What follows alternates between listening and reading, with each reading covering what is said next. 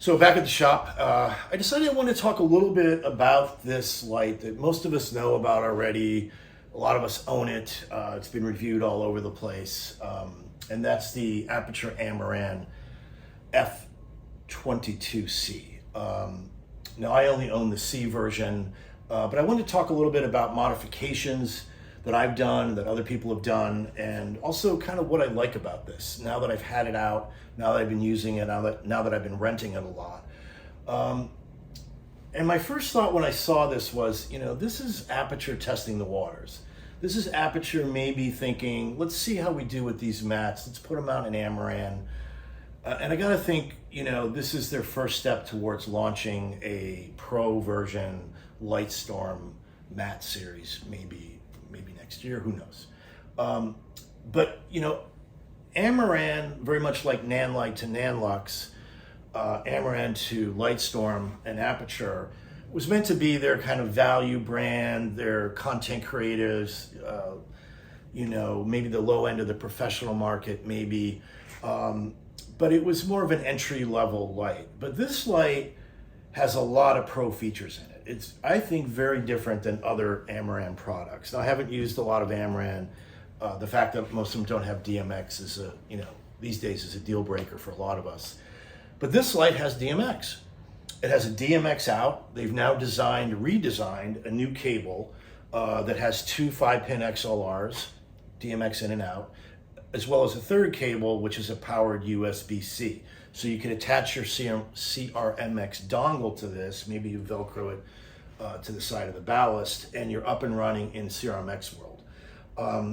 And because Aputure's stuck with the RGB-WW in their whole line of lights, they could easily sort of migrate a lot of their profiles into this light. So they have a very robust profile selection. And what's interesting, even in a low price unit like this, is they have advanced HSI mode. You can select your white point. You can select 3200 or 56 onto which say you lay your gel color. So I think there's a lot to like about this light. Is it the best build quality? No, it wasn't intended. It was an Amaran light. It was, built at a certain price point. So it's not really going to be aimed at the feature and episodic TV guys. I don't think it's going to stand up to the rigors of that kind of environment. But for owner ops, for DPs, for some of us folks that aren't slamming our gear on feature sets, I think it's pretty robust. I've had it out on many jobs. I've had no problems with it. Build quality for me is working fine. The original bracket for the back of this, as many of us know, was not Aputure's finest hour, but to their credit, they immediately went back to the drawing board and invented this back bracket, which is 1,000 times better. If you have it, you know what I'm talking about. It's got a very solid baby pin. It holds the mat very well. It collapses down really nicely, and it's really a superior product.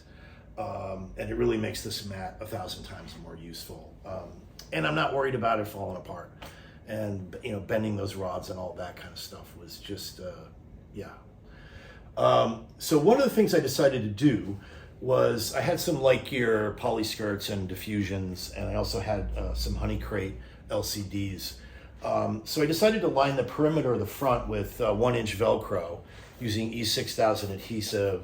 I put that on. I essentially turned it into kind of a light mat 2, because the light mat 2 and this are very close in size. This is slightly bigger, which means that the poly skirt fits on it. You can see there's a little bit of overlap here on the edge, but I could stick the poly skirt, all the standard diffusions. I had more made up like Magic and Soft Frost, and you can get this Honey Crate. Now, as a price reference, these Honey Crates I think are like $325. I think the 50 degree is like $275. And if you bought the poly skirt and the 3 standard diffusions from Light Gear, I think you're looking at about $250. Now, there's nothing wrong with the OEM one. I just happen to like this style LCD, and I also had some of these laying around. But I know people like Keaton Evans in Toronto stuck with the original OEM mat, and he just had himself made up in Toronto a series of different rags. So he could do Magic Cloth, Unbleached Muzz, bleach muzz, all that kind of stuff, and put that in his kit. And then he's got a nice series of, more professional selection of diffusions. So I'll pop this off. These are really nice if you have no experience with honey crates. What I like about them is they fold down really easily. They slip into a little pouch. And when you put them on, they hold their shape really well. Now, the OEM, I haven't ever even unpacked it. The OEM little crate, certainly not horrible, and exactly what I would expect on a light at this price point. But, the depth is not that great. It's it's a wider cut, but it's functional, and, for the price, you can't beat it. But if you want something a little bit more pro, and when people ask me, hey, do you have 2 light matte 2s? These are a pretty easy sell with this setup.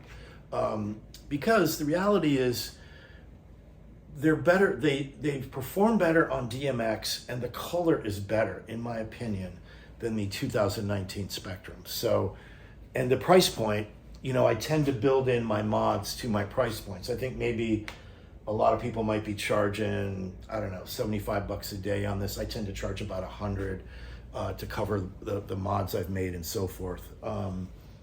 So one other mod, or maybe it'd be more proper to call this an accessory, is what I have right here.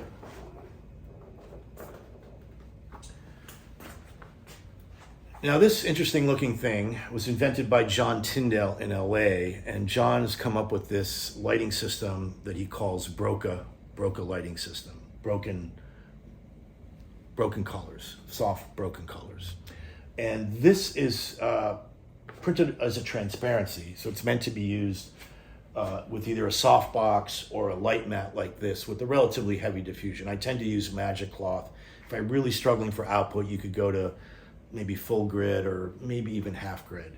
So these are part of a series called the Facial series, the F series. He also has an N series, which is the Nature series. Now, if you want more information about Brokeh, a couple years ago, John, myself, DP Jendra Jarnigan did a Zoom call because we were prepping a feature. We didn't know a lot about Brokeh. We were interested in learning more. So he really goes through, how the system came about, his ideas about it, and it's a pretty deep dive into what Brokeh is.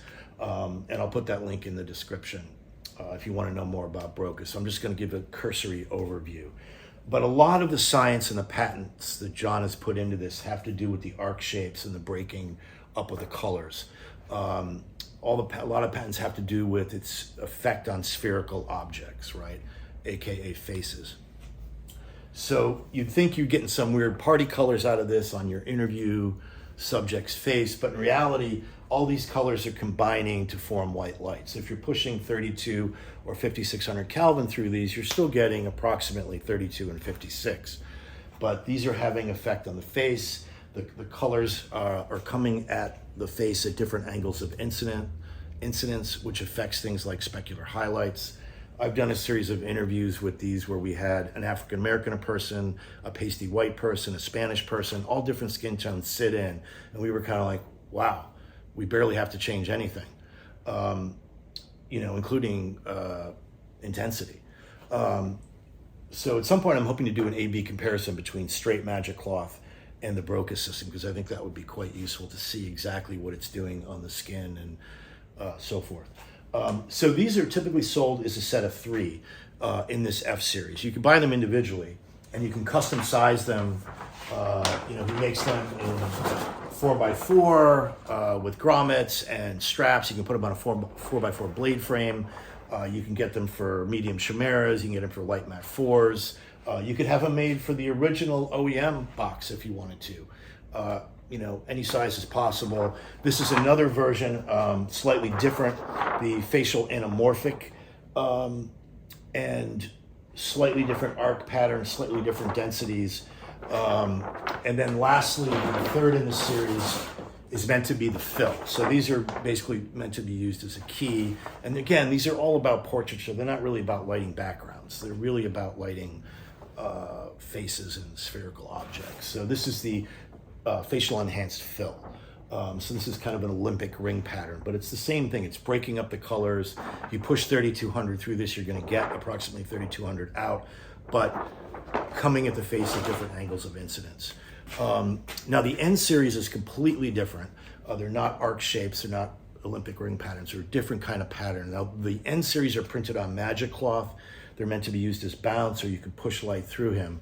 And what's interesting is John right now is working on a lighter weight fabric rather than magic cloth, that he'll be able to take those patterns and we'll be able to use it on light mats. So I'm waiting to get those, and eventually I think I'll have a series of those patterns. And if you see the video or you go to John's website, he's got at least 3, and I think a forthcoming pattern, a New York flat, a Santa Fe, and I forget the other one, but very interesting patterns. Again, they're all kind of doing the same thing in slightly different ways, but it's all about breaking up the color versus, say, using a homogeneous white 8x8 or 6x6 magic cloth. And on that note, I think Bluff Bounce is doing an interesting thing too, if you haven't seen about those. It's not quite the same as what John's doing, but it's taking a bounce and putting different colors on that bounce to replicate what might be the kind of return we're getting outside, say in an urban environment or out near a beach or out in the forest. Combinations of green and tans and browns and blues. So I think Bluff Lighting is another interesting place to look. So back to the FC22. What other mods can you do? What are people thinking about? I'm going to show a few things that I saw on Instagram or friends from Gaffer Salon, some mods they have done. But one of the things that people were clamoring for the minute they got this was like, man, I'd love to have a 4x4 and a mat like this. And so I think, moving forward, I'm hoping Aputure starts to look towards a modular system.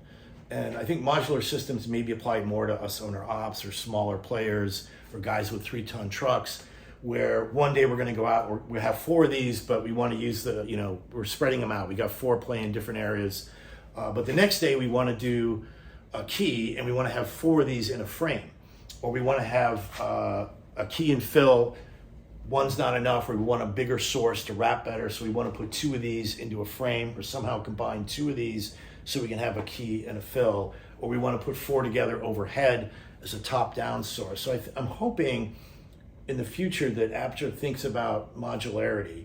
And I think it's similar maybe to what Airy did with their brick lock, which is not a matte light, it's a relatively heavy panel light. But those are all made to interconnect in a similar way maybe to the Vortex. But Aputure Airy sort of smartly designed those to also work in the yokes from the Sky Panel series. So you could take a brick lock, grab say a Sky Panel 120, and you could put 3 brick locks on that. Or you could take the 360 yoke and put 6. So I think that kind of use of modularity, now maybe they need to design some frames or figure out a way to get these to go into a 4x frame, I don't know. But I think these mats, I'm using them more and more. I'm using my panels less, I'm using mats more and more, partially because of their lightweight, partially because we're shooting at lower foot candles. So I think modularity would be on my wish list of next gen product. So here's a series of different mods that appeared in the Aputure user group, and you can do a search for these guys by name and dive a bit into the details. But essentially this first one is using an aluminum frame for a single 2x2 and utilizing the original softbox. And then up in Toronto, Alex did this double one, which is really nice. So you can get a much larger source out of 2 of these. And then he also made a single mod by trying to expand and make a larger softbox from a single F22. And then lastly, Alex in LA made this really gorgeous 4x4 frame that I think was super popular for a lot of good reasons.